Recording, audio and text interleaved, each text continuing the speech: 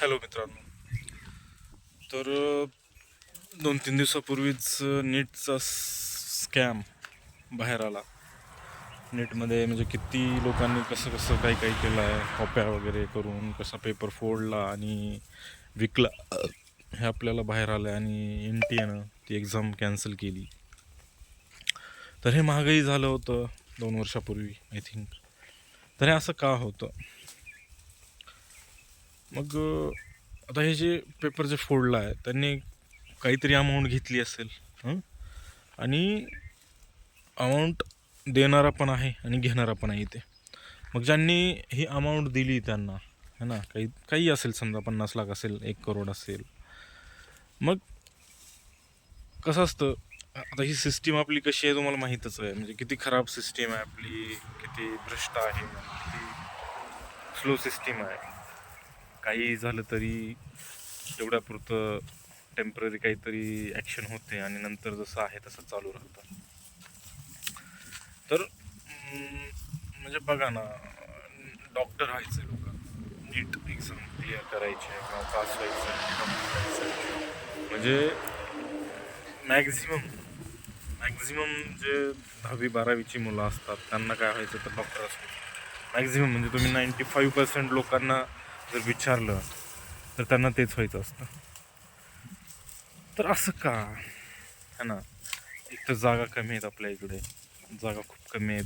आणि म्हणजे जागा समजा 10,000 असतील तर तयारी करणारे 10 लाख असतात. हे दिसतं आपल्याला सरळ सरळ. मग असं का, एकाच करिअरच्या मागे एवढं गर्दी का? तर ह्या गोष्टीवर आपण विचार केला पाहिजे. आणि खरंच बाबा ते वर्थ इट आहे का? कारण डॉक्टर जरी झाला, तुम्ही MBBS जरी क्लिअर केलं तरी नंतर जे वर्क प्रेशर असतं, नंतर ज्या गोष्टी घडतात, म्हणजे असे भरपूर उदाहरणं आहेत आपल्यासमोर की बाबा काही काही डॉक्टरनी स्वतःचं लाईफ डिलीट केलं आहे कामाच्या प्रेशरमुळं किंवा वरिष्ठांच्या प्रेशरमुळं. मग खरंच बाबा इतकं वर्थ इट आहे का ते करिअर?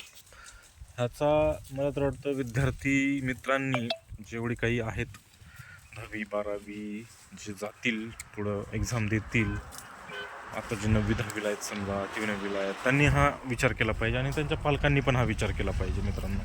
कारण भरपूर करिअर्स आहेत मित्रांनो, भरपूर करिअर्स आहेत आणि भरपूर काही आपण आयुष्यात करू शकतो. फक्त एकाच करिअरसाठी मला नाही वाटत की आपण आयुष्य घातलं पाहिजे एकाच करिअरमध्ये. आपण खूप काही करू शकतो, ही कुठंतरी लोकांना सांगितलं गेलं पाहिजे आणि ऑप्शन्स त्यांना दाखवले पाहिजेत मित्रांनो. कारण बऱ्याच जणांची परिस्थिती पण नसते, तरी ते काय करतात तर त्याच्या मुलाला ते क्लासेस लावतात, ते जिल्ह्याच्या ठिकाणी ठेवतात, तिथं खर्च करतात एवढा मोठा आणि डिप्रेशनमध्ये जातात अक्षरशः मुलं. म्हणजे लातूरसारख्या ठिकाणी घटना घडलेल्या आहेत की बाबा आत्महत्या केल्यात विद्यार्थ्यांनी, मुलींनी आत्महत्या केल्या, मुलांनी आत्महत्या केल्या. तर म्हणजे कवळ्या वयात त्यांना हा डिसिजन घ्यावा लागतो. तर त्याच्या पाठीमागं काहीतरी मग मानसिकता काय आहे याचा आपण खरंच विचार केला पाहिजे. आणि मी एवढंच सांगण्याचा प्रयत्न करतोय ह्या व्हिडिओच्या माध्यमातून की नीटपेक्षाही किंवा MBBS डॉक्टरपेक्षाही खूप खूप खूप खूप सारे करिअर ऑप्शन्स आहेत आपल्याकडे आणि आपण पण ते पाहिले पाहिजेत, एक्सप्लोर केले पाहिजेत.